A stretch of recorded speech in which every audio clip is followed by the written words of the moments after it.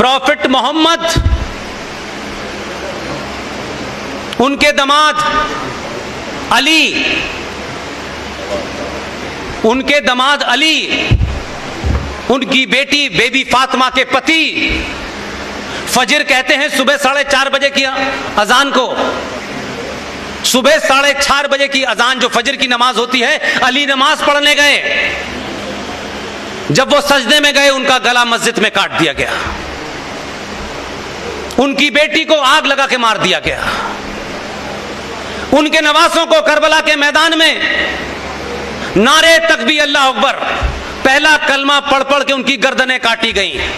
आपको तालिबान को देख करके याद आ रहा है, ये तो उनका इतिहास है, इसमें कौन सी नई बात है? अगर आपने पढ़ा होता कि अली की खोपड़ी से उनका सर काट करके उससे फुटबॉल खेली गई, शाम की गलियों में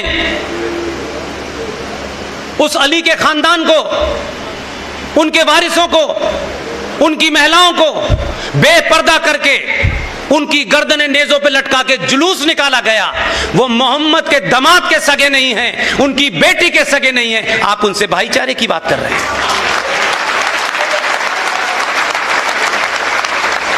ये पागलपन क्यों है आपको भाई? आप निरंतर वही बात, इनका दिल जीते, उनका दिल जीते। अब जिसको जीतना है सनातनी हिंदू का दिल जीते, हम किसी का दिल नहीं जीतना चाहते।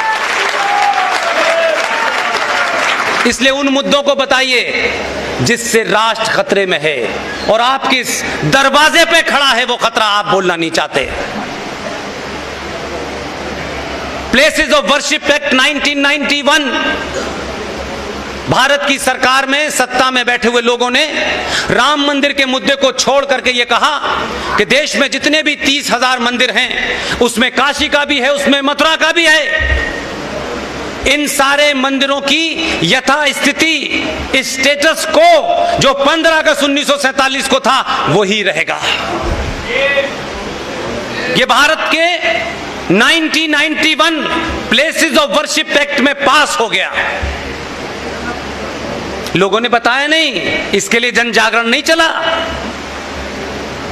क्योंकि अभी तो सत्ता कुछ और चीजों से मिलनी थी, इससे नहीं मिलनी, और पूरा समाज समाप्त हो गया। आप चुप बैठे रहे तो 92 आया।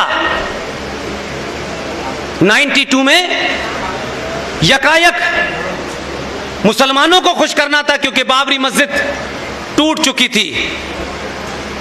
सत्ता में पीवी नरसिम्हा राव साहब थे। 1992 में कांग्रेस पार्टी के 2 नेताओं ने यकायक घोषणा कर दी और कहा कि भारत में पारसी, बौद्ध, सिख, ईसाई और मुसलमान माइनॉरिटी में हैं, और 1993 में माइनॉरिटी कमीशन ऑफ इंडिया बन गया। करोड़ों में बजट है उसका। मेरी जानकारी में इस देश में पारसियों की गिनती मात्र 40,000 है। 1.25% सिख हैं, 3% क्रिश्चियन हैं और 16% मुसलमान हैं। लेकिन यह चलता रहा, करोड़ों का बजट है। उसके बाद 1995 आएगा। 1921 या 1922 में वक्फ बोर्ड था अंग्रेजों के जमाने।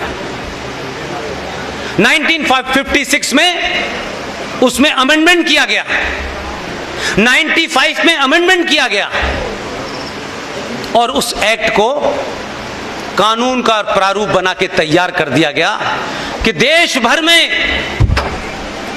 ये जो वक्फ बोर्ड नाम की दुकान है, इसके जितने भी ऑफिस बियरर हैं वो पब्लिक सर्वेंट हैं।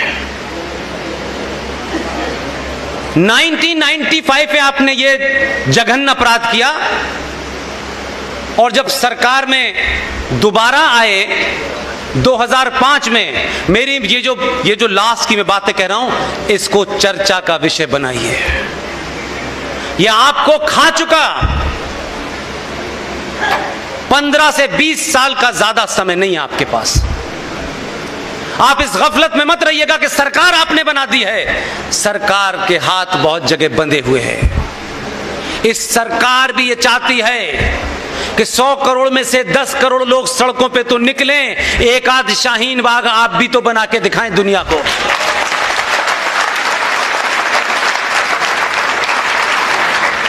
आप अपने किसी निजी स्वार्थ के लिए नहीं बना रहे। आप भारत सरकार से ये कह रहे हैं कि जो गैर संवैधानिक काम हुआ है उसको ठीक करिए। अपनी तनख्वाह बढ़वाने के लिए सड़क पे आप बैठ सकते हैं, लेकिन राष्ट्र जिस चीज से ग्रस्त है, जिस चीज से समाप्त हो रहा है, उसके लिए आपके पास समय नहीं है।